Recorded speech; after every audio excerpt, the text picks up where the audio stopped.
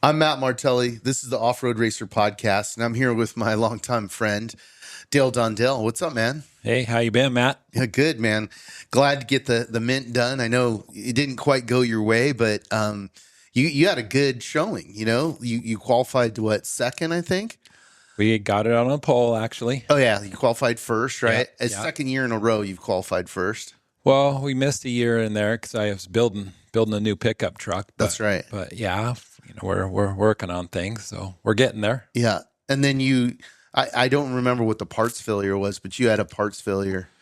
We were cooking along, everything was going great, and the truck just shut off. And I was like, well, that's weird because we actually have been putting in some testing miles and trying to get things right, but it was actually just the throttle body control motor. It just decided. And today's thing, most 6100s and most 10 cars, everything's drive-by-wire. Right. And, we have the, residual sensors. We have everything as backups like most of us do. But no, the motor decided it didn't like us. Yeah. How frustrating is that for you? I mean, you put all this time and money and, you're at the big show and, talk about the fact that, people buy based on success. So it's very important for you to go out and have success to sell vehicles. Yeah, 1,000% correct there. We've actually been putting in the time and the effort and super careful on what my guys do at the shop. And we haven't really had the failure that we've always had in the past years, right? We maybe went too fast, overlooked things. Now we're concentrating, and then we're having a couple little peeps that, who knows? I mean, everybody has that throttle, a throttle body motor, and then ours decides out of the blue, it just didn't like us any longer. So we've fixed that. We went back to Danzio, who's helping us with this twin turbocharged motor that's maybe different than everybody else's. I really, really like the turbocharged motor. Everybody else has, today's Aero is a big block of some nature, and those are great too. And then we have the Gibbs motors that are great too. But man, that twin turbo motors, it's coming. It's going to be really good. But we're going through a couple little T's maybe, hopefully, and then maybe we have some success. You've been kind of, pioneering the four-wheel drive platform for a long time. Like you were one of the kind of first guys who was like, hey guys, this is what we should do. What made you like look at that, When I was younger, I always looked up to a guy that his name was Nye Frank, and he was, in my eyes and a lot of our eyes, man, he was an engineer, a thinker, a pioneer to a lot of off-road stuff in this sport. Yeah, he's a legend. And he's a legend. And I worked with him. Me and my brother would get off work early and just go to Nye's house and just learn and pick his brain. And anyways, Nye was a quiet fella, and Rob McCackeren and Dave Clark, those guys were really good friends with him. And then Rob and Dave got busy doing other things, and Nye wasn't involved. So then kind of like me and my brother filled that void for Nye that he was missing realistically. I'm sure Rob and Dave probably know that. But then we spent years in learning and picking his brain. And, Nye had different thoughts about traction. And I mean, he was a thinker. Him and Dave Clark still, Nye's up there like thinking like, hey, I taught these guys a few things, but 100%. But I just learned and learned and learned, and he had all-wheel drive, and I got to drive it, and that's when I realized I'm like, hey, there's for sure an advantage with this all-wheel drive. Just if we back it up that many years ago, there wasn't enough parts. The parts weren't big enough. The parts weren't to go the distance. And then I decided, maybe even in the era, I don't know how many years ago, I'd built an all-wheel drive truck and I got it going. And then it's kind of an expensive sport, and I'm not that inexpensive of a guy. So I had an opportunity to sell it for, it was like $800,000 7 or 8 years ago. And I was like, here you go. I sold it to Australia. If I'd known today what I known that day, for sure, I might have been on par or ahead of schedule. I should have never, ever sold that pickup truck. I think it's tricky though, because it's like you have a cost ceiling, right? And Yes. You're dealing with guys every day, and they're walking in the door going, oh man, 300 grand is ridiculous, right? Yeah. And Yeah. you know in your head, like, if I build this platform, it's going to be 800 or whatever the number is, right? Right. So it's a lot of risk, and it's like, will people look at it and say, yeah, I want that, I need it? Will it, be competitive long distance? Because I think a lot of the technology that Nye Frank was implementing with 4-wheel drive was short course, right? Right. Right. So it only had to last for, 20 laps. Right. And it didn't have to have, 26 inches of travel. It had to have, 15, right? Correct. The tolerances were smaller, and the races were shorter. And then I became friends years ago with Johnny Greaves, and he's an icon to our sport as well. And then me and Johnny's brains are, I think a lot of us off-road guys that actually can build the stuff and concentrate, and you have to do it on your own. You're not relying on everybody else to make your vehicle faster. And Johnny's one of those guys. Yeah. Then me and him started brainstorming and became, almost like best of friends today. We still, and he's on the other side of the world, but Right. we're in contact a lot and still share brain stories today. But man, all-wheel drive is for sure here to stay. Yeah. I mean, some of the competitors, as you know, who would have thought there was going to be at this point? I don't know. I don't even know how many all-wheel drives are out there It's between like everybody. probably 15, right? Well, I believe Masons have more than that out there. Yeah, likely. I have 5 Right. out there. There's 3 in Australia. There's another Australian, the Kaminsky's here, that race one once in a while. Yes. Yeah, Brett's a great guy. And then we have Tracy Groff and Justin Bean, where they took an older truck and cut the front end off, and between me and Justin Bean, supplying parts with our vendors, he basically has the front end that I have on my pickup truck. So there's 5 out there right now, and we're scratching at it. There's some big guys up there that are concentrating, and they're ahead of schedule realistically. But I think there's Jimco that's coming with, Rob's been driving one, and Geyser has a few, and I think there's some new guys building some new ones. So I believe it's there's going to be more competitors for Mason boys, and they're at the top of their game. Geyser's been at the top of their game. Racer's been at the top of their game. Once you fall off, it ain't easy. I'm working at it right now. I'm trying to scratch back up there, and I'm persistent. We're going to get there. I mean, I've changed a lot of 2-wheel drive platform stuff now, and we have new 6100 all new trucks, and they make more traction, and the CG is lower, and it's coming. It's just it's been a long time. That was one of the things I've always liked about you and noticed is that, what often happens is something starts working and then everybody copies it, right? But you've always been a guy who looked at stuff and went, how can I make it better, different? And do you think a lot of that comes from, Nye? Like he had that kind of knack for, like, everybody would look at something kind of in an omnidirectional way, and he would go, well, do you see what it's doing in the back? And everybody's like, what are you talking about? Yeah, absolutely. Nye was a thinker. I mean, before we started building anything, we'd put it on paper and think about it. And he was definitely adamant in his mind on it was going to have to be this direction. And then once I started working with Nye and learning Nye, and I really valued him as a man. He was an icon and a manly man, and man, I became good friends with the guy, and until you drive, it takes a few brains, like my butt can feel what things are doing, and then I would have to explain to Nye before I understood what could be going on, and Nye would teach me like, well, maybe we could try this, and maybe we could do that.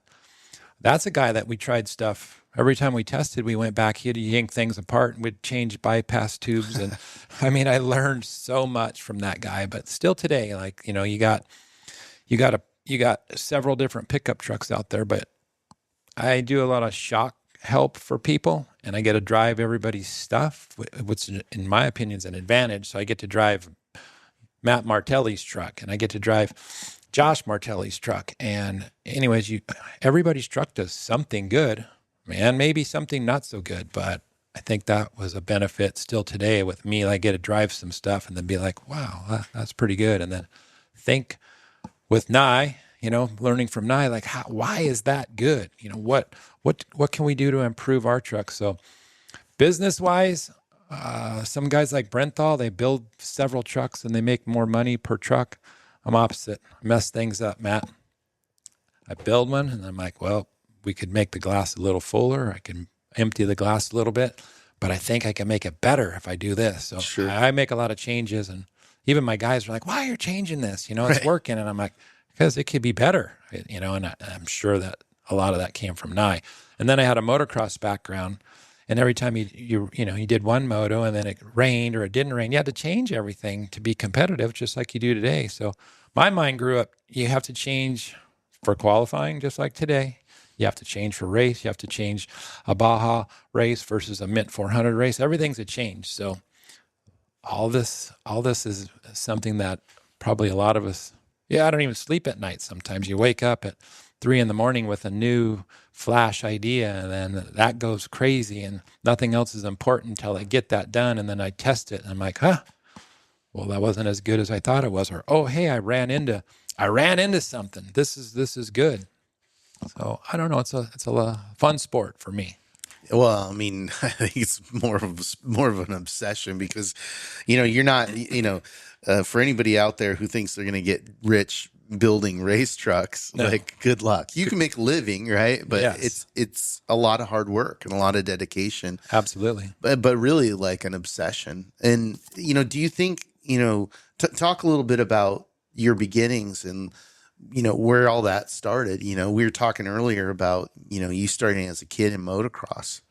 Yeah, as a kid, my dad bought me a motorcycle. He wasn't really a motorcycle guy, but I don't know how that became. But I believe in my 4th birthday, I got a motorcycle and rode and rode and rode and wore that one out and got a different one and rode and rode and rode. And then, by the time I made it to him at high school, I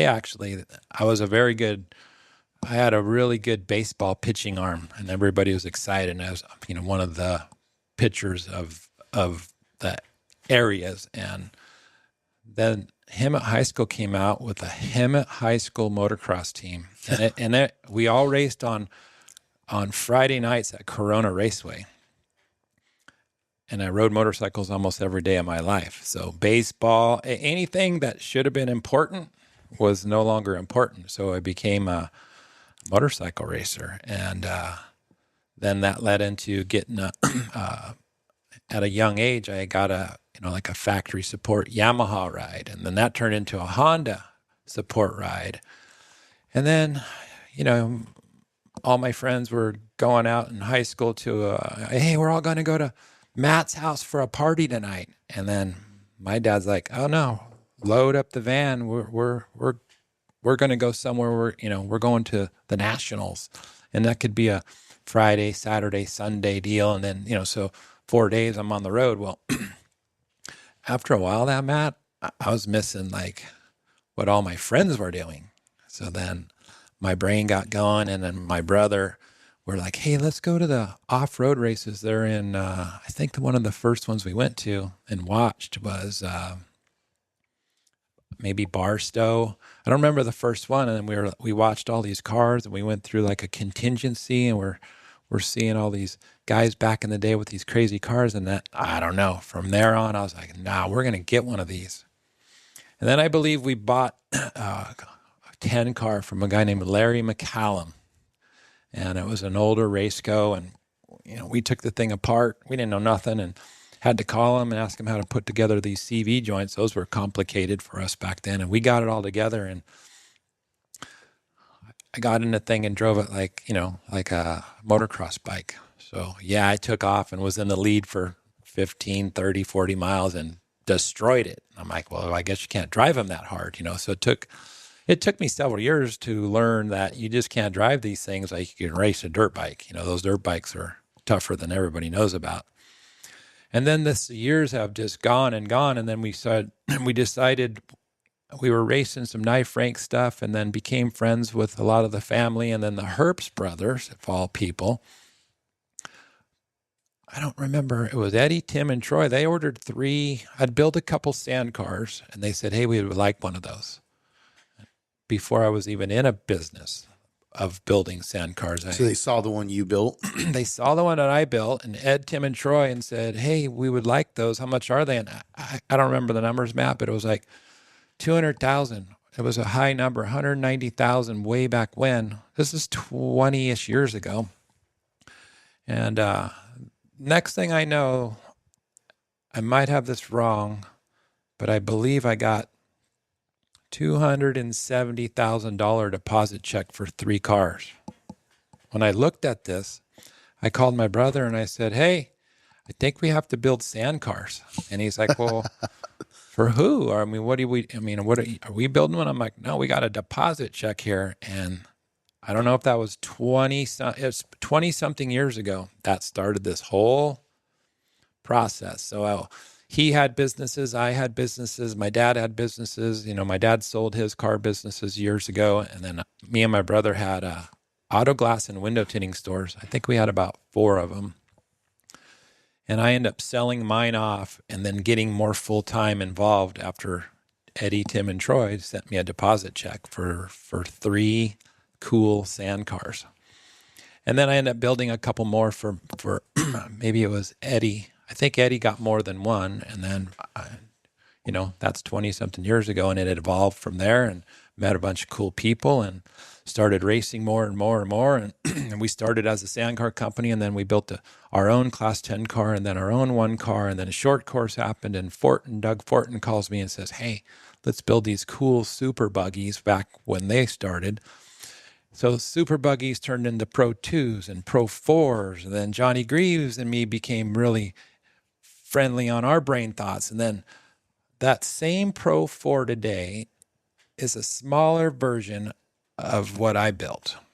And then you have a heavier version with some of my competitors. Mine's in the middle of that era, right? So I did some Pro 2 and Pro 4 racing. I did super buggy racing. I remember. Bunch of testing with a bunch of short course guys.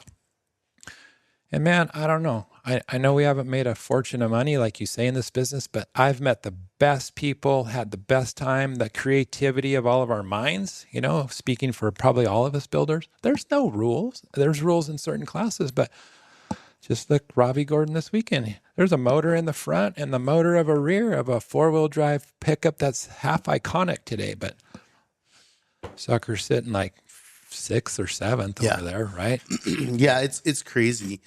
Do you think that, you being a racer gave you an advantage as a builder? 1,000%. And then learning from a guy like, Johnny Greaves and Nye, and there's more. There's lots of guys there's guys I brainstorm with today, right? Like you could take the glass of water and you can empty it a little, or you can raise it a little, and it changes all the weight dynamics of a vehicle. Now, weight dynamics is way more important, in my opinion, than aerodynamics of an off-road vehicle. So, Matt, I don't know. We learn every day. You mess some stuff up, you make some stuff better. Right now, I have a platform that being careful might be the fastest one out there. Yeah. I mean, but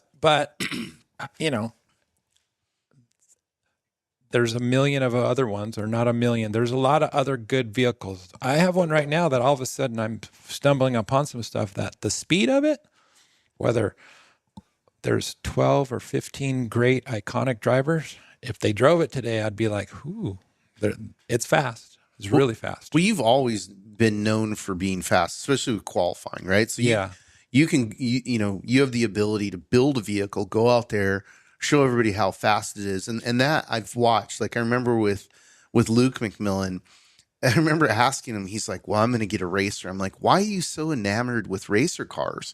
And he's like, Matt, do you see how fast they go compared to everybody else? Yeah. And in his mind, he was like, that's just qualifying. So if you can shave time throughout a 400-mile race, like you're talking about a big gap, right? Yeah. So do you think that part of your design style came from your influence from short course racing? Because it's different than like a lot of the guys. I mean, there was the era of really the Truggy changed everything, because it was like, we're going to build everything bigger and gnarlier and just put more horsepower in it. And that was a fundamental design shift in off-road racing. Right. But you didn't really follow that. Like most of your cars, as I've observed them, have been lower center of gravity, lighter, right? And like your engine choice too. Like, I remember the first time you're like, hey, we're doing a twin turbo. I thought it was really cool because I understand, the advantage of turbos from rally, but the fear was always like, hey, that's not going to live for 300 miles or whatever, right? Yeah, absolutely. And there's more to turbocharged motors than an aspirated motor. But in my opinion, there's more stuff there. But if you drive one, like if some of these guys get to drive my pickup truck, which they're all welcome to at this point. I'm trying to sell some in the future. Absolutely.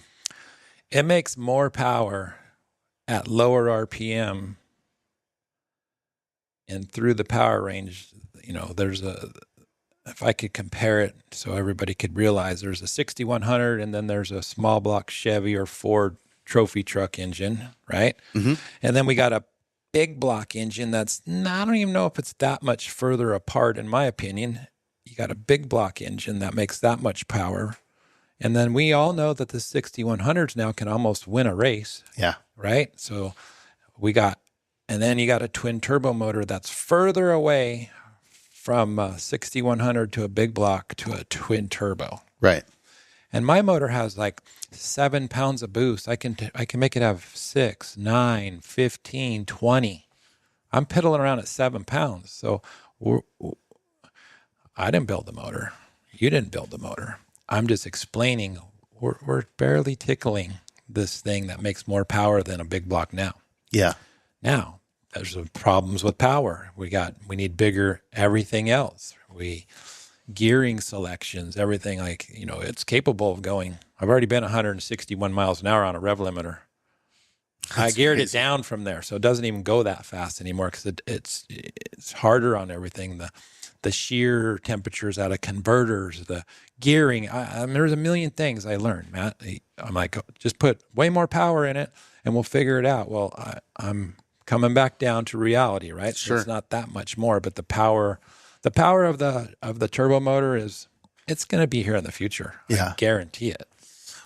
Well, to your point, like we really kind of noticed it last year with Kyle Jurgensen almost winning the Mint in a spec truck, right? Yes. And, he's definitely a remarkable driver.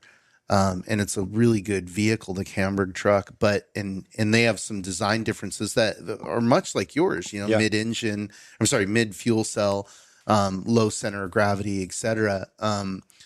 But yeah, when you look at those times, and then even the Mint this year, it's like, okay, Adam Householder won it in an unlimited truck. Yeah. But then the next 11 trucks are spec trucks, right? And then there's a 4-wheel drive truck, right? So It's like, yeah, at what point, does the power matter versus not matter, due to like wheel spin, right? Like traction, right? Right. Absolutely. I mean, when I first built Big Booty Judy, I thought about all this and really put my mind to how to make more traction. And it did for a 2-wheel drive truck.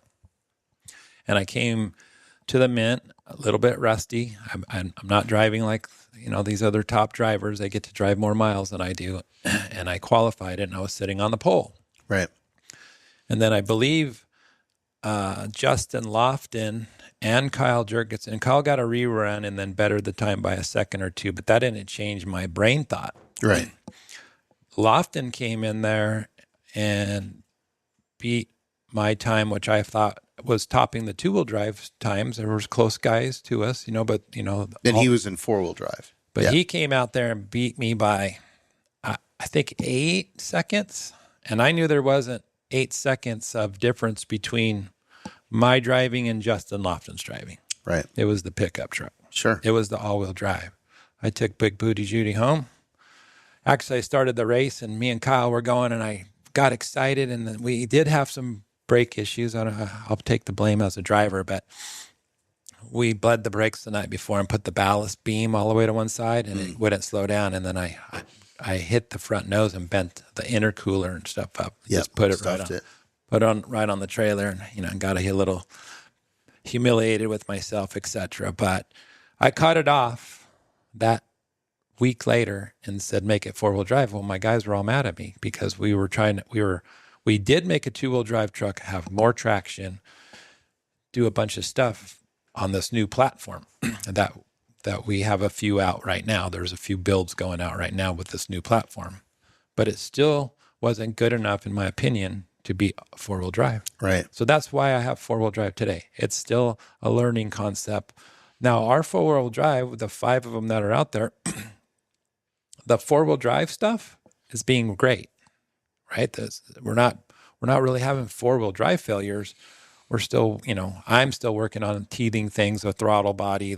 I tried another race, and I think we had a hose failure on it was a certain brand hose that shouldn't fail, but we had a hose failure. That's what I don't think people understand is like off-road racing in general, but in particular off-road racing, because of the brutality of the race, everything built in the world will fail. Everything that we know that everybody says, okay, this is bulletproof. It's not bulletproof. Yeah. In an off-road race, it will fail. And we find it, right? And then, you're dealing with all these third-party providers that you're hoping that their quality control is up to par. And that's a very difficult thing. Gears, not being hardened correctly, or, a part, they didn't use the right, rubber, or seals, or like, it's crazy. I've learned everything I know about vehicles through failures of off-road racing. Like, I didn't even know what that was. What does that do? Oh, okay, cool. Why did it fail? Right. Yeah. And it's bonkers because, you can prep a car perfectly. You can put all the correct parts on it perfectly. Right. And you go out there and, like you said, why is the throttle body failing? We've done this 100 times. We've had no failures in throttle body from this vendor, and this one fails. It's a bad batch. It's some minor thing. Yeah. And that's the part that, pays into the chaos theory of that. And that's coupled with the course, right? Because you're going out a course that's like, it's not groomed. You know what I mean? Right. It changes lap to lap. Right. And your plan is to go out there and hope that, a giant TV sized boulder doesn't get thrown into the lap that you just did and it wasn't there, et cetera, and all the variables, right? Right. Dust from other competitors, contact from other competitors, et cetera. So it's pretty wild, when, people look at it and they're like, oh, he only made it this far. I'm like, you don't understand. Like, for that to happen. And when you look at a race like the Mint, especially, and you look at the attrition rate, it's crazy. And that's part of the reason why the top vehicles were spec trucks, because there's less parts.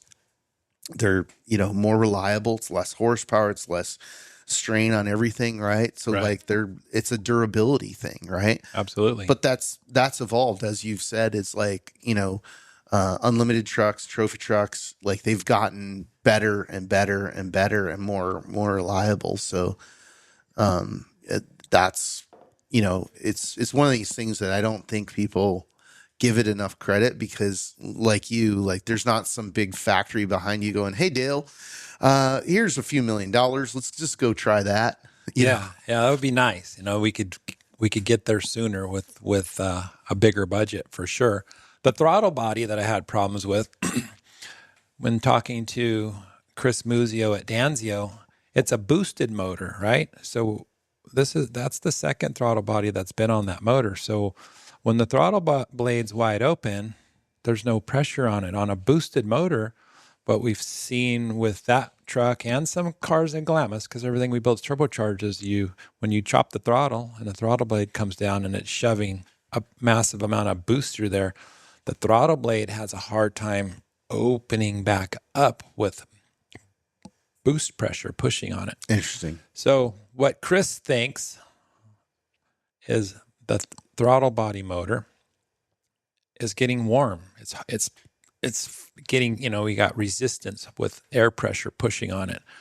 So now we went back and he gave me something that he's running on all of his big blocks. It's a giant motor. And then we put an aftermarket throttle body on it that's actually for a cable or a linkage system.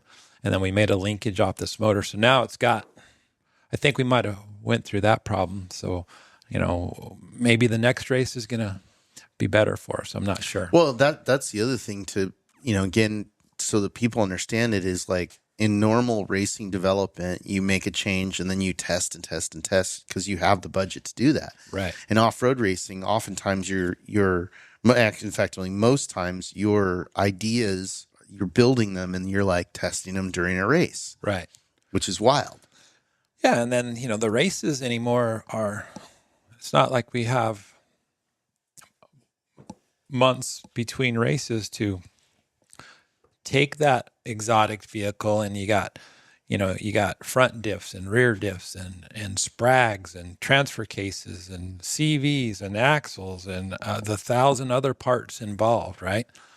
And you got everything taken apart and shuffle everything around to get it looked at or rebuilt or change parts. And then by the time you get all this stuff back and you put it back together, it's not a day or two process any longer. There's more and more to these vehicles, right? And they're evolving, like you say, and they're getting faster. And just in the last 5 years, the involvement, the evolving of all these vehicles is massively different. And then when an old 6100, not an old 6100, is that fast through a whole race, sometimes you're like, well, how could that be? And I've spent all this time and years and money, and they're faster, but you might not be able to drive that faster thing 100% all day, where you can drive that 6100 close to 100% all day. Sure. So there's sections like at the Mint, in my mindset, I was just going to make it to the gravel pit, and I don't know the mileage. Is that 30 miles into the race? Yeah. I'm going to get there, and then I'm going to get a time split and see how fast I got to drive this truck, because it's really fast, and I don't even know how fast to drive it yet today. Yeah. And then and I think some of the guys had maybe 15 or 18 seconds on me there, and I was like, okay. So then once we get off the gravel pit and you head down a little bit of a mile pavement section, and then it gets into some sandy, bermy, long, whooped out good stuff, and I could use four-wheel drive and power. I went pretty good from there. I stepped up the process, right? And I went all the way to, what's this pit called in the back, Matt? Gonzo yeah. Pit. And I believe it was a minute and something up there. So I'm trying to gauge when you're in the front, and you're more used to being in the front. I haven't been there for a while. Being in the front, you are controlling the speed of the race. Yeah. And that's wonderful, but I'm not sure how fast I got to go. I think that's the hardest position to be in, because, when you're chasing somebody, you're like, there they are, or they're this many minutes ahead. Yeah. I got to pick up the pace, or I'm closing on them. I can, gradually close on them. You can make all those decisions, but it's funny, because I was just talking to one of my friends who runs Tim O'Neill's rally school, and I was, talking about the mental challenge of rally. And it's very similar when you're leading an off-road race, because now you're out front. Now you have to set the pace. And if you're getting time splits of what's going on behind you, that drives you a little bit, but you have to find where that line is of, hey, I'm winning, but I'm not breaking the vehicle. And, right. and I remember years ago, Rob Mack told me something that completely changed the way I think about off-road racing and racing in general. He goes, I was congratulating on this Baja 1000 win. He's like, what's cool? And I go, no. He goes, do you know how much I won by? And I go, no. And he goes, neither does anybody else. And what he was trying to explain is that when you win by a second or 2 minutes or 2 hours, you won. Right? You don't get a little extra prize for that 2 hour gap, right? Not at all. The comfort sometimes is nice to have a nice gap, but you obviously, he's a master of that, of what I would call the sneak attack or the hang back. He's like, oh, Rob's back there. It's like, Oh, he's 5 minutes back, and then he's 2 minutes back, and then he's a minute back, and then he's 30 seconds back, and then he's up on you, and you're coming in the finish line. You're like, what happened? You know what I mean? Yeah. So, Rob, to speak on that, he would remember, but 5, 6 years ago and 7 years ago, I was qualifying up front a lot and controlling the pace. Same thing. I was going too fast. And Rob was out of all the competitors. Rob did come to me and he's like, Dale, what are you doing? You got to slow this pace down. And I don't think I realized that. That was a Rob. Rob already knew that. I didn't know that. I'm like, I'm just going to get in the front and I'm going to rip. And then, but Rob did tell me that. So that brought a memory back. That's several years ago. He came to me and said, kind of like, I don't know that he was mad, but he told me, hey, what do you got to slow that pace down. And it took me a minute. I had to look at him like, well, why? But then I thought about that. And then now you get a little older and you think about all this. And just like I'm telling you today, okay, I went slow off the starting line and I went all the way to the gravel pit. And then I was like, okay, when I get to the gravel pit, I'm going to see where I'm at. And I wasn't bad. It wasn't like they were right on my tail. So I was like, okay, well, maybe I got to go faster, right? mm-hmm. And then I went faster, but I didn't go 5% faster. I went like 20% faster. And then when I got to the pit, I had a gap. So it's not easy. Yeah. In the beginning, like once you get more miles under your belt again, and you can realize how fast that you need to go, that's an important feature in a whole race for sure. Well, I'm looking forward to technology helping us with that, because before, and I remember this very fondly, like the people who had it the most dialed in desert racing were the McMillans. And so they had this army of old ladies who were giving them time splits. And I remember like, starting to work with them, and I'm like, who are all these older ladies? Like kind of weird, like not in a bad way, but I was just kind of like, what? And then I realized that was their timing system. That's smart. And so they were communicating from each pit, to the driver of like, here's your split times, here's where everybody's at.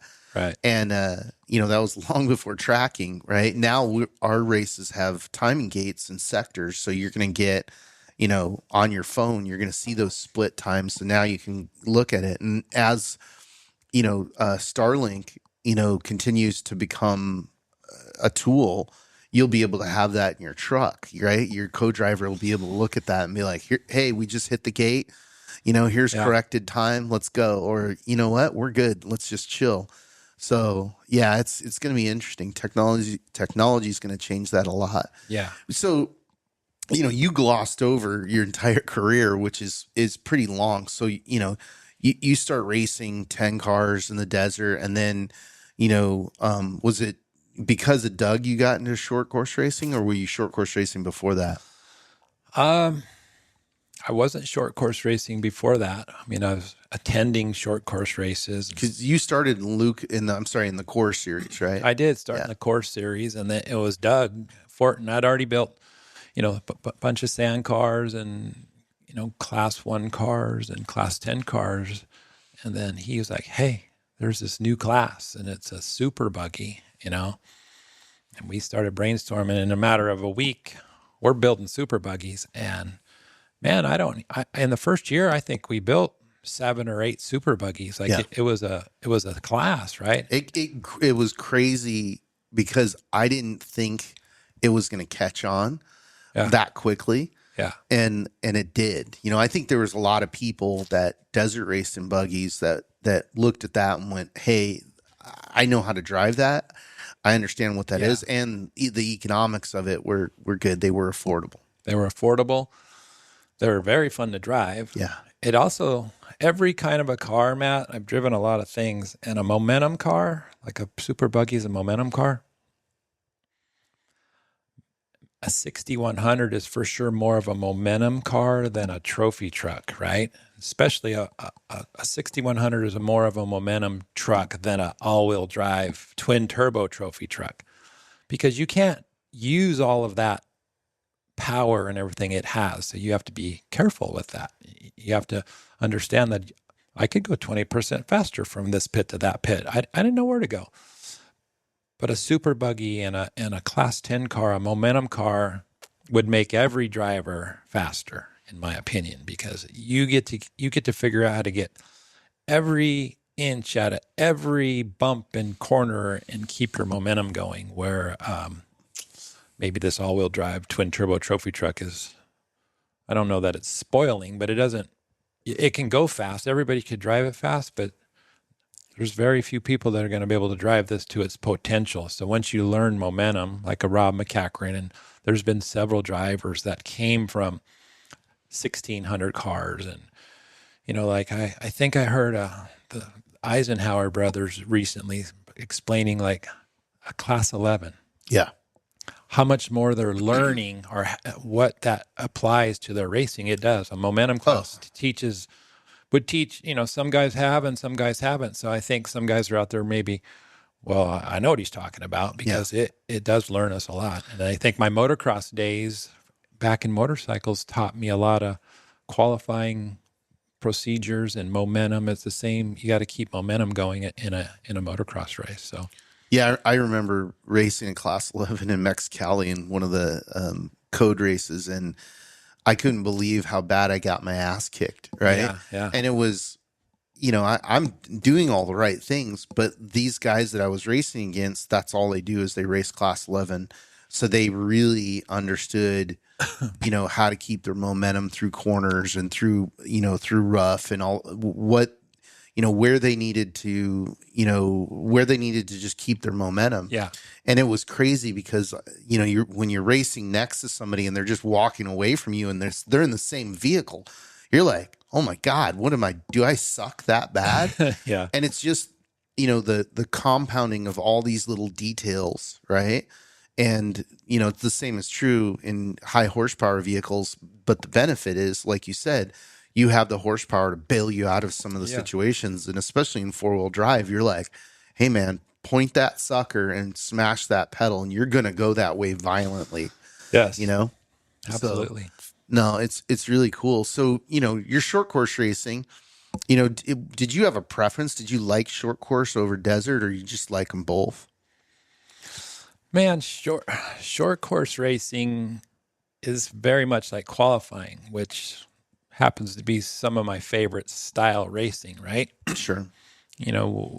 Explaining that to everybody is, if you have to drive 1,000 miles, you got to get there. Right. If you only got to make 4-mile qualifier, you could send it. You got to send it, right? So I don't know that I had a favorite. Like short course racing was so fun, and it was more like motocross, and it was right up my alley that I got good at it quick. Desert racing, that's challenging. That's you still today, you gotta, I don't care what class you're in, you gotta make it a lot of miles. And I've been unfortunate in some of these high performance vehicles that I don't make it a lot of miles, but it's coming. I mean, we're narrowed down on a lot of things, and I had to change my thinking of stuff. Like before with this twin turbo motor, I'd be like, no, Chris, give me 12 pounds of boost and 14 pounds of boost and 16 pounds of boost. I'm going to just drive it where I need to drive it. And right.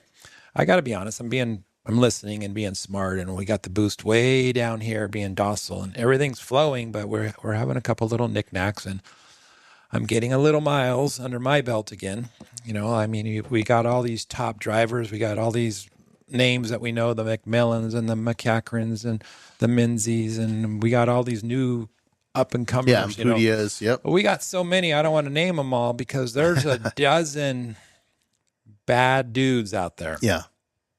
And they got miles on them. And they have good equipment. And they have good equipment and good team, and they're flowing. Yeah. I'm working on things sure. over here. Are we going to run with them? Yeah. Are we going to beat them? I don't know yet. It takes a lot of flow, right? Sure. And it takes a lot of time and a lot of money. And I did sell a sand cart company a year ago, and I'm really pushing for, the off-road platform. We got a 10 car and a couple 6100s and two wheel drive trophy trucks, which, some guys are splitting the class. At first I was like, I didn't like that idea. Yeah. Yeah, we talked about it. Now I do like the idea because there's a lot of trophy truck guys that don't want to spend or can't spend the top tier money to have this 4-wheel drive. Yeah. But it's bringing in already phone calls and more interest back to the sport, businesses, etc. So I think you're onto something there. Maybe you thought further than I did. Well, to me, it's, we sit in a very interesting position, right? So like, what is our job as promoters, right? It's to guide the whole race culture so that it's sustainable, right? And there's a lot of ins and outs to that, a lot of opinions, right? And I do listen to them all. Yes. Because one thing I think I'm really good at is not, I know that I'm not the smartest guy in the room, right? But I know that there's, like, when you look at our culture, especially the builders, right? We have people like yourself. We have people like, John Vance from Tisco. We've got, Rick Geiser. We've got, Neil Mason and his brother, guys like Robbie Woods. We've got people who are like you said, they're 3:00 in the morning. They're up going like, hey, we gotta do this. We gotta make this better. And I respect that. Right. But what we've got to do is we've got to go, okay, great. We have 4-wheel drive. Fantastic. Right. There's cost to that, which literally has no ceiling at this point. Right. And that's a good thing and a bad thing. Like, I love the idea of, like, we are truly the only form of racing that is unlimited. If you can dream it and bring it and it can survive, you can race it. Right. Yeah. But that's also keeps the cost or the spending wide open. Right. Right. And we had eras where, factories came in and they just outspent everybody and kind of slowed down the growth, because everybody's like, how are you going to beat Toyota? How are you going to beat PPI? Right. Luckily, the Herps were crazy enough, and they looked at the rule book and Mike Smith, and they're like, hey, we got something. And everybody's like, what is this? Absolutely. I.e. the Truggy, and then the trucks that they built later on. But that's the cool thing about it. But on the flip side, it's like, that's why we have these other classes, is we're giving people a place to race. And in a lot of ways, guys are choosing that class based on, their skill set as well. Mm-hmm. Because right now you look at 4-wheel drive, like, if you're a new guy, getting into that is intimidating, really, really intimidating. I wouldn't even recommend it. I would say, hey, you got years to do before you get to that point, no matter how much money you have. 2-wheel drive unlimited truck, pretty steep too, pretty steep too. Then spec truck, I think, is probably the most competitive out of all of them, because it's such an even playing field. But same thing there. It's like, are you going to beat Kyle, are you going to beat, McMullen? Are you, are you going to be, well, Bean's now up in trophy truck, right? But like, there's like, a bunch of guys in that class. You're like, okay, you're going to have to be on your game to even, stay with them. Yeah. So, it's managing that and going, cause one of the next challenges we have is creating class in between 6100 and UTVs, because UTVs keep getting faster and faster. Oh yeah. And they're great vehicles, but there's a lot of guys who look at that and go, hey, I don't want to drive a buggy. I want to drive a truck. Yeah. So it's just, tricky to manage that. And we try and look at it in a holistic way so that we're not thinking of it in a very narrow way. We're trying to go really wide and go like, okay, how do we keep this healthy? So that people continue to race and then new people come in, right? Because that's the other part, is like, keep them coming. It'll get to a point where it's like, that's the club that I have to be in. Like, that's intimidating. Like, I'm not going to come there. There's no shot. Yeah. Right. And it's also about fun per dollar, right? So where can a guy of a certain skill set go spend his money and get the most fun per dollar, right? For his skill set, it may not be 4-wheel drive, right? It might not even be trucks. It might be UTVs, right? Now, UTVs are so competitive, it might be another class. So it's always a management of it. Was there, so you're racing, you're building cars, and you're having success with that, and that's more than a full-time job. And what point did you decide, like, hey man, I think I can make a really fast boat? Because you got into boat building, right? So ever since I turned 16 years old, I went and bought an outboard boat. I bought an outboard Sterling. I think it was a 17-foot bass boat, blue and white, Mercury 200 boat when I was 16 years old. I was already making a little bit of money from motocross at that point. So I got a job I had a job at the car wash. Nothing special, but I'd go to school and get a little bit of money at the car wash. And then, to be honest with you, my mom, when I was 12, 13, I don't know how old I was pretty young. And I lived in Hemet, and there's all these I call them old lady, but old trailer parks, whether you're a man or a lady. But my mom would drop me off with a bucket and Windexes and squeegees, and I'd knock on every door and say I washed all the outsides of the windows for $7. She didn't want me inside the house. I might have been younger than 13. I might have been 10. I don't know.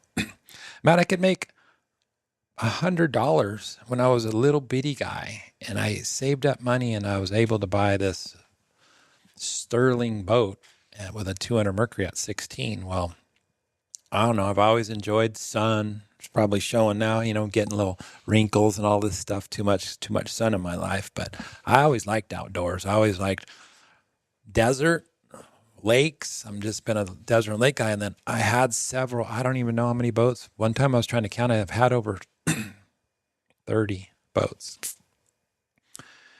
And then I got performance oriented, and you meet people and you build a different boat and a different boat. And then I end up selling a boat, I don't know how many years ago, but 20, 30, gosh, more than 30 years ago, to Dave's Custom Boats. Dave Hemmingson that founded DCB. I sold him a boat before he was DCB.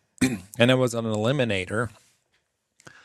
21 Daytona, had a kind of a aftermarket, had an Evinrude V8, but had aftermarket parts. And it was one of those ones that went 100 and some miles an hour 30 something years ago, which they didn't go that fast back then. Right. And then I met him, and then he became Dave at Dave's Custom Boats. And then 10 years ago, he ended up selling that business, and it could be 11 years ago, but 10 or 11 years ago, he sold that business. And then I was like, I'm gonna now that he's not my competitor, my good friend, I'm gonna figure out my own boats. Well, I've had all the high performance models. I don't care if they're MTIs or Dave's Custom Boats or skaters. There's only a certain amount of brands that I had them all and fiddled with them and took them apart and made them faster, and kind of like a trophy truck. I learned how to make a boat perform. Right.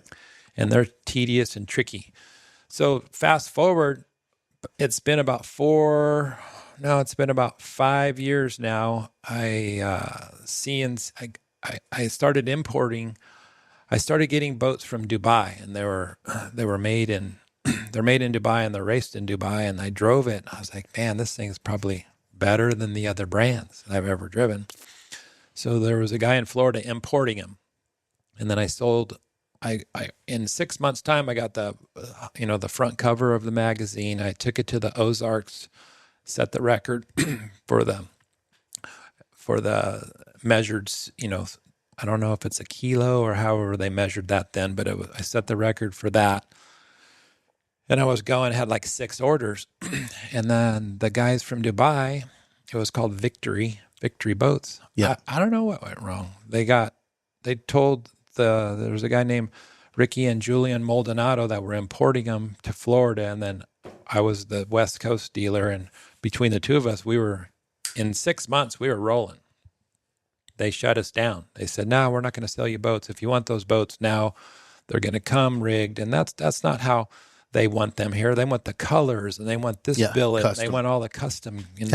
You got to send the interior out to certain guys that have the CNC machines, and you got to have there's a million things us people over here want. It's different than back east for sure. Well, we're especially SoCal. We are the mecca of Yes. customization Yeah, of everything. we gotta have all the detail. And then I think all the sand car stuff taught me detail work for sure. I mean, you got to get creative and you got all this stuff going on. So anyways, that what Kaputzi, even though we were right to the top of the game already. So I took what I learned on everything, and I had some guys in our industry that we all know. We scanned and we did all this stuff, and we redrew, and I have my whole new boat line. It's taken 4 years, but it's going to be coming. I got 4 or 5 boats on the water. I have a new model that's going to be on the water in a couple of months or less. And is that under the Racer brand? Yeah, it's all Racer X performance boats. And Nice. then I'm in a collaboration with those same 2 guys from Florida. It's a brand new in the last week and a half thing. It's a velour custom boat. That's a brand. It's a 38 footer. So now I have a 28 and a 35 and a 38 and then maybe a 42 in a year. Something is coming down the road. But I got about a 4-tier line of high performance cats that I'm very excited about, and we still get to have all our passion and fancy and billet and all the goodies and gizmos. And a year ago, I sold the sand car business. So now, in collaboration with a bunch of off-road guys, we've drawn and scanned and we have tilt trailers and stuff that our shop's going to make. So in the future, no more sand cars. I got rid of 60 or 70% of my business, concentrating on Class 10 and Class 1, if we can get a few going back again, 6100s and, a couple of levels of trophy trucks. That's a busy thing. But then my same guys know how to rig a boat. Yeah. And we're a Mercury dealer, high performance dealer. And everything's in Temecula wine country. And I got 10 and a half acres and a big shop. And thank goodness through the years of trading dollars that my shop became free and clear. So, man, it's a relief, Right. We got these young guys, Masons and the Brenthals, and they got big shops. I think Brenthals is bigger than mine. It's huge. Yeah. It's massive. And mine's 25,000. So yeah, I think there's like 50. I think it's 50,000. I remember 55. going to it going like, wow. All right. And then the Mason brothers, I think they're 25 as well, or maybe bigger. I don't know. And I was there some years ahead of them, right? I'm older than them. But then that's a big step in the whole business train. Yeah. You got all this to worry about. I don't have that. Right. I have a lot of other stuff to worry about now, but the shop's paid for it. So now I can do all my passion stuff. I'm passionate about off-road, super passionate. Can't sleep at night. Still as passionate as all these guys. Luke McMillan is a passionate guy about this. Oh, yeah. Rob McCackran, a Justin Bean Smith. I mean, these are guys that I talk to and we talk about crazy stuff. And then I have all these passionate boat guys, right? So it's a lot of fun, but it's a lot of work. And it's also a business that I can't make a lot of money at this. You have to work at it and you have to go and yeah, but it's interesting because like you identified 2 things that I didn't know about. I didn't know DCB was sold, right? Yeah. So, like I was at, the Desert Storm when one of my friends owns a DCB. Yeah. And went out, amazing, Amazing boats. like, but again, it's interesting because one of the things I really believe in is people from the culture driving the culture. And when you have these fundamental changes, like, whether it's foreign companies or, large investment firms kind of screwing things up. And then there's a shift like, what's going on right now with tariffs, right? Like I wouldn't really want to be a foreign company right now importing goods to America. It's going to be a tough go. And especially when you talk about manufacturing things on a scale like boats that are in race cars, that's more boutique, right? And it's interesting too, because just like you've made, evolutions of the off-road vehicle, like you're the enthusiast of the boat, making changes to the boat, going, hey, this is cool. Well, this sucks. Like, why does it do this? Who made this design change? I remember one of the good friends of mine is a car designer and started Design Works, Chuck Pelly.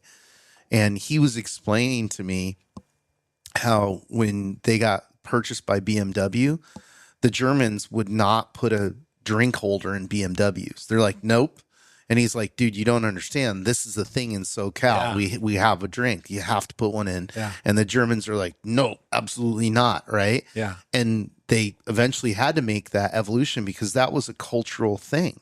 Right. And so I think if you come from the culture, you have this advantage of knowing who your user is, right? You're going to, you're going to Havasu, right? You're going to the Ozarks. You're looking at these guys. You're like, that guy is he's my customer. Yeah. And these are the things that he wants. He wants the custom, upholstery. He wants, the matching colors. He wants it to match his race car, whatever it is, right? And making sure you're giving him that, because that is part of the culture, right? Ultimately, Absolutely. you show up, and it's a little bit of a big dick contest of like, look how pretty my thing is, right? And Absolutely. whether it's a race car or a boat, Same thing. Yeah, no, I think that's really cool. And again, it's like one of these things where, like we were talking earlier, like my brother and I moved here when we were kids from Michigan in the mid 80s, and we got introduced to off-road culture immediately, and then, but also river culture,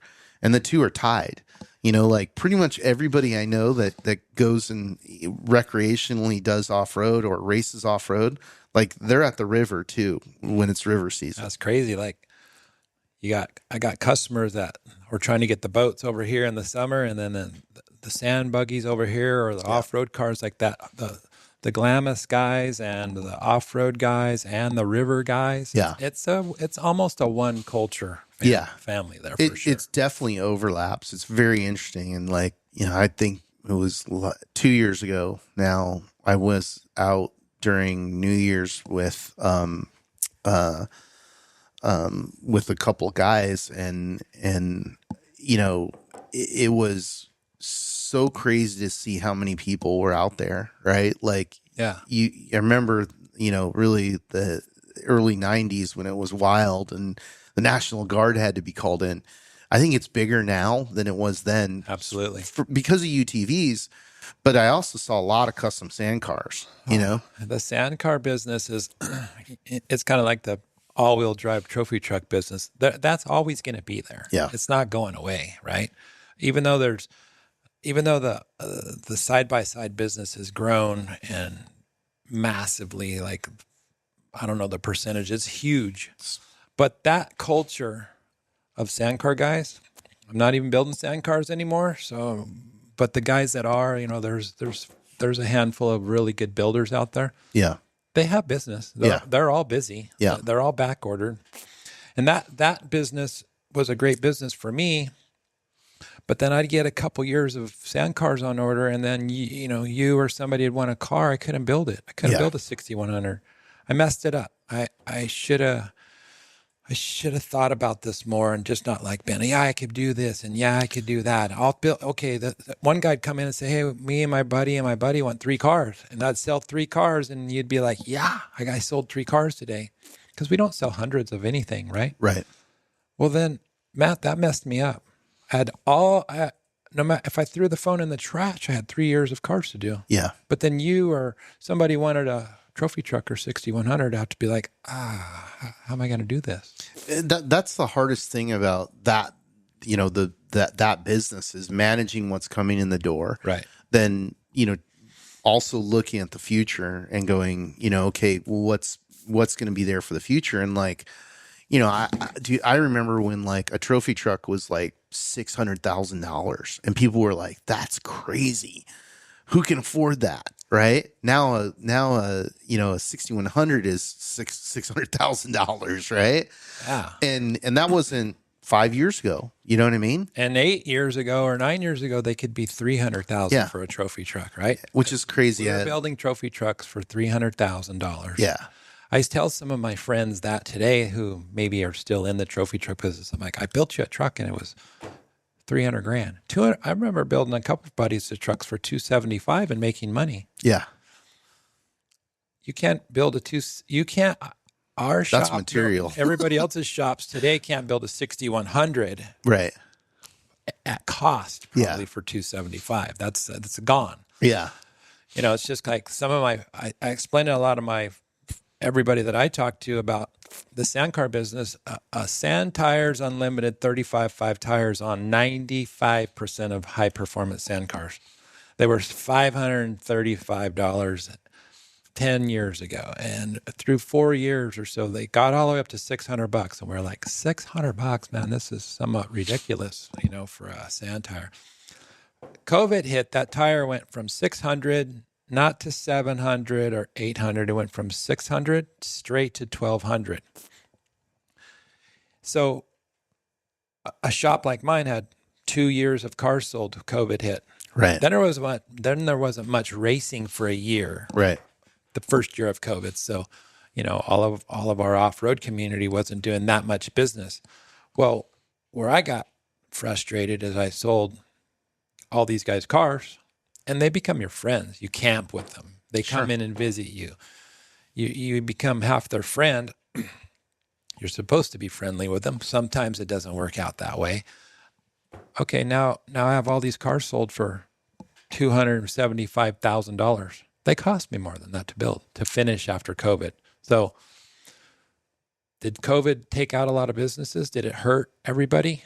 I don't know. Did it hurt off-road? I think it did. Yeah. And now that's why we are seeing prices that are $600,000 for a 6100, Matt. Yeah. I'll tell you straightforward, it's ridiculous, Yeah. right? Why is that? It's COVID. COVID did that to our country, right? Yeah. And we're still seeing effects today, in my opinion, from pricing, inflation, etc.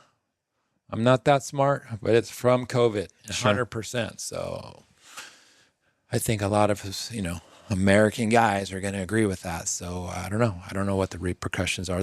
We got to slow down somewhere, right? Sure. Trophy trucks now are exceeding $1 million. Yeah. Well over $1 million. It's crazy. Yeah. Boats, Well, same thing with boats. I mean, outboard boats can be $1 million. 10 years ago, if you said, hey, I'm going to build you this kind of outboard boat, twin engine, la-di-da-di-da, it's $200,000, we'd be like, 200,000. We're not paying that for an outboard, but now they're exceeding $1 million. Yeah. And it's only been a 5-year era. Yeah. Yeah. It's very interesting to be inside of from the racing side of it. And it's a little worrisome because I saw this happen with short course, right?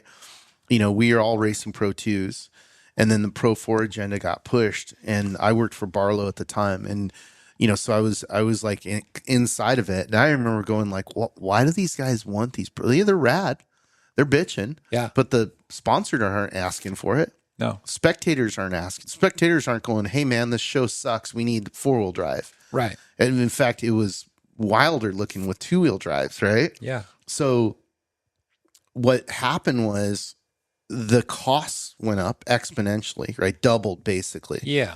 But the value that we were giving back to the sponsors, the value we were giving back to the race fans didn't increase. Not at all. We just made it more expensive. And we're kind of doing that same thing right now with 4-wheel drive. Yes. And in fact, like one of my biggest criticisms of 4-wheel drive is like, they're pretty boring to watch, right? It's not, you know, BJ sliding the corners or Bryce sliding the corners and blowing up and all this dust and all this wildness. Like I remember like every time Tavo raced, I was like, all right, let's see what this crazy, you know, dude's going to do. Yeah. And now you see it, and you know, the driving is cleaner. The trucks are performing better. So they're cornering better. Like it's a better performance. I understand that it's faster, but from a visual standpoint, you're like, not as wild. You know, the trucks behind them are like cooler looking, right? Because they're having to pedal it harder to keep up with them. But you know, it's still cool. It's still a cool evolution For sure. I mean, evolution of our sports to make things faster. Yeah, They're faster, but the expense level differences, you know, is separated.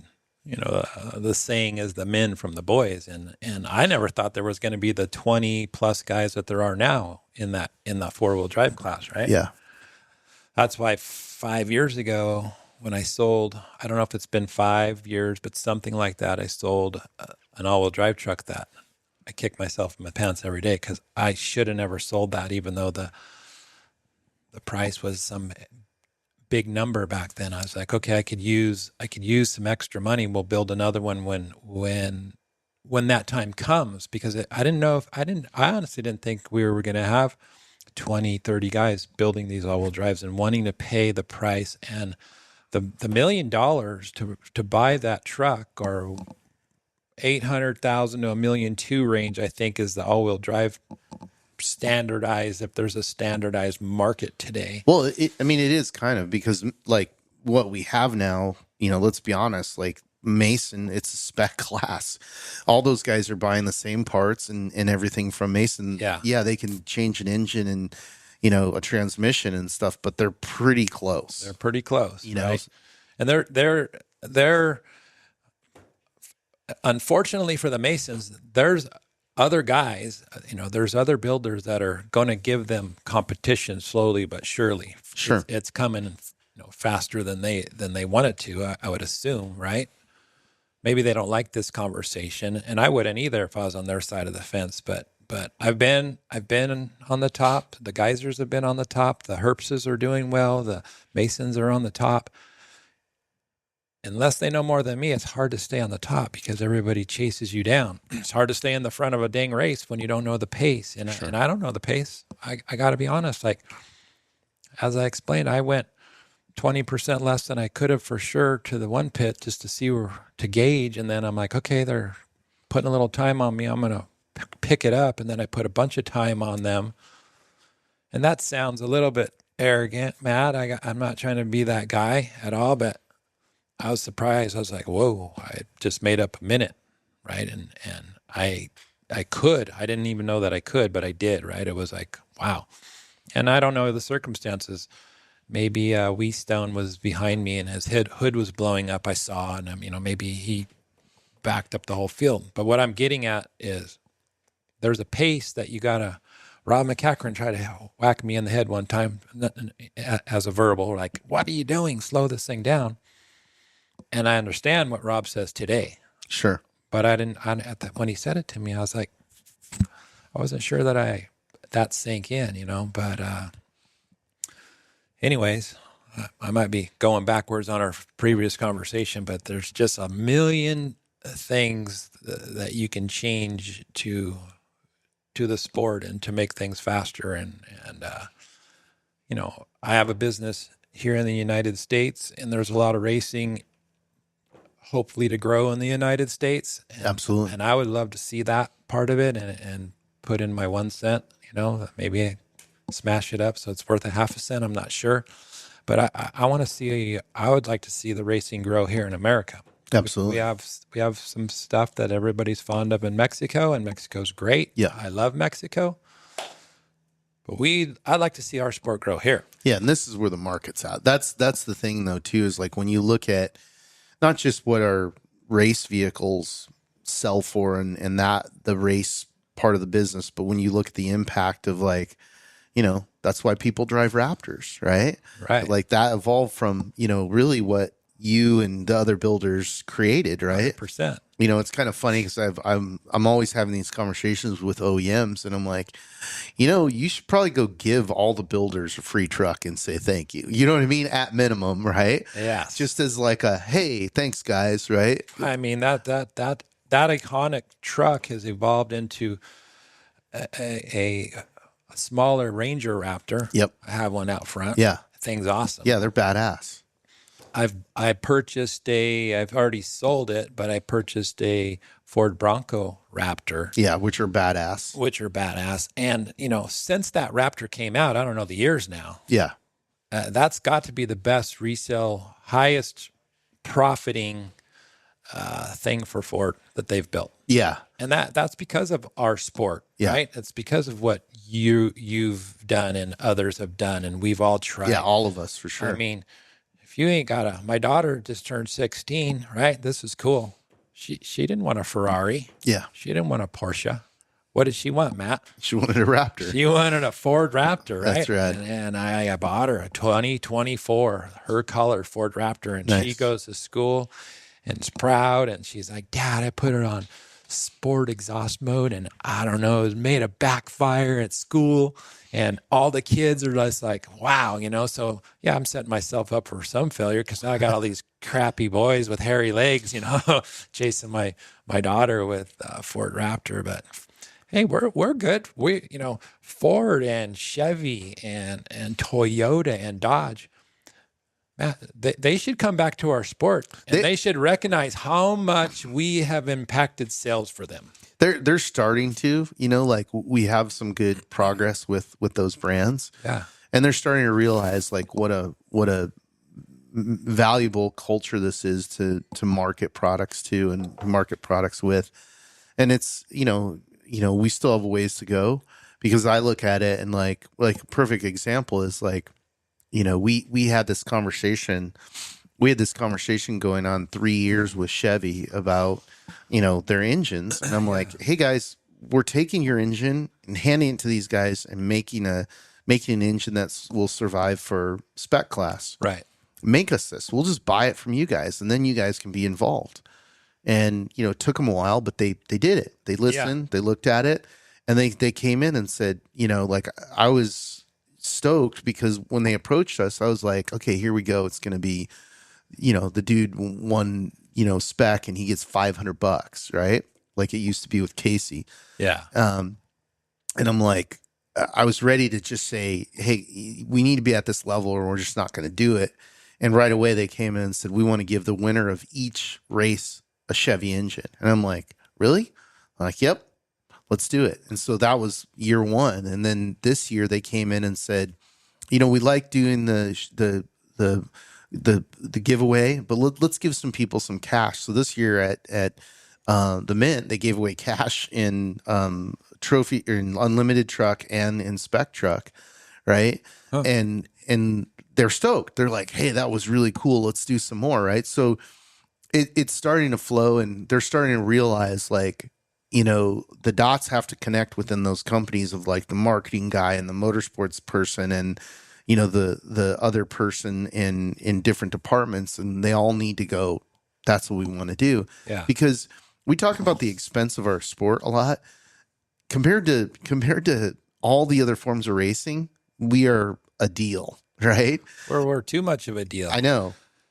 And the tire manufacturers, but BF Goodrich and Toyo, they have their name and that much success of selling off-road tires on all these vehicles we drive around. Yep. Because of our sport. 100%. They, in my opinion, they need to contribute more to our underrated or underpaid sport. I don't know if I'm wording that correctly, Matt, but undervalued sport. I mean, and it's just not the tire manufacturer. It's just not the vehicle manufacturers. Our sport has, we made an iconic, everybody, you go down the freeways, I don't care what city you drive in, they look like off-road trucks, right? And our undervalued sport, if we keep working on things, we'll get there, right? Yeah. But these conversations are good, and our conversations to the off-road world too in general.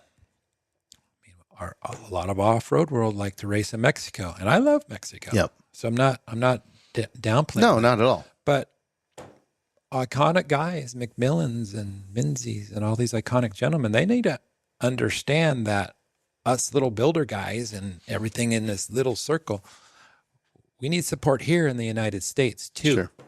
So if they could hear our conversation and work at a few extra races, would be good for all of us, Yeah, no, I agree. It was kind of a strange thing growing up in this culture, and it hit a point where we used to all race everything. Yeah. Then there were Mexico guys, and then there were America guys, right? Yep.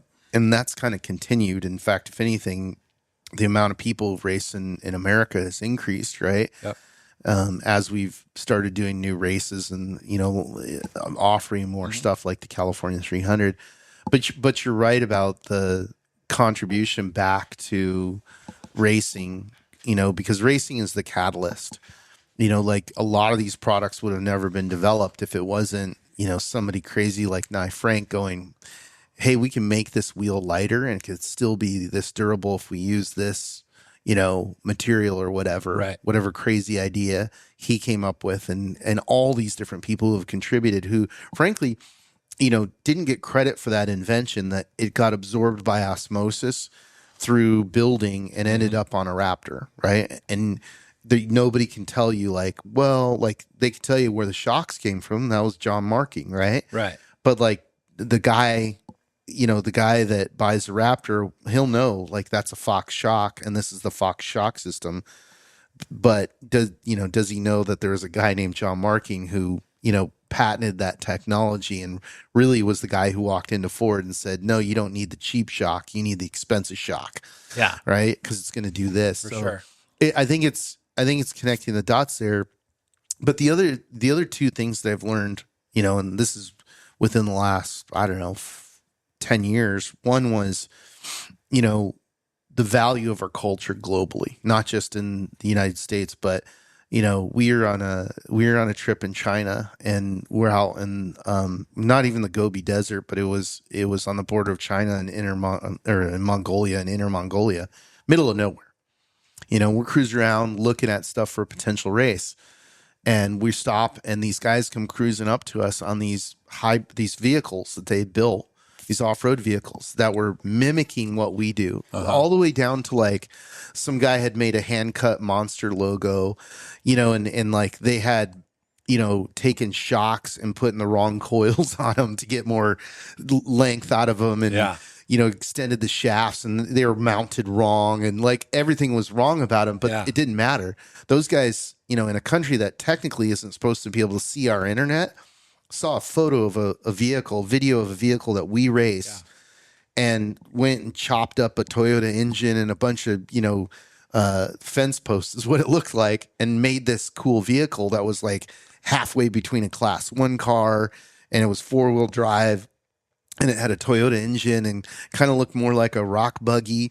And I was kind of like, I don't know what this is, but it's cool. It's pretty cool. You're in the middle of the Inner Mongolia in this desert, that you guys have been influenced by our culture to then go hand build this yourself, right? That shows the power of our culture, right? The other thing is the numbers, right? Like through Orba, we got the Department of the Interior report about the economy, right? And outdoor recreation is like $1.7 trillion, right? Mm-hmm. And 70% of that's motorized, right? So like we're talking about $800 million, $900 million, right? In impact in the United States, like, almost $1 billion. And that's all that they can measure on federal and state land. That doesn't include, as it's like, hey, the race truck is the cheap part. Yeah. It's the chase trucks, the trailers, the RV. Oh, and by the way, you can't live in Hollywood anymore. You got to move to Riverside to get a McMansion to store everything, right? Yeah. So it doesn't include all that. And so that's the thing that I always try and make people understand is like the economic impact of what off-road culture driven by racing culture does. And it's valuable. It's valuable. Yeah. Yeah, we need our sport to grow. We need more recognition, which everybody's trying on. And then I do think that it takes conversations for the whole off-road community to realize that we need it to grow here in the United States further than it is at the moment as well. Yeah, absolutely. I mean, this is where the market's at. When I look at, why don't we have a, massive race closer to Phoenix, Flagstaff, Texas, New Mexico, like there's a lot of room in this country to go racing. Yeah, absolutely. Utah, et cetera. So, but hey man, this was really cool. Thank you very much. Hey, I appreciate it. Thank you, Matt. All right. Enjoyed it. Absolutely.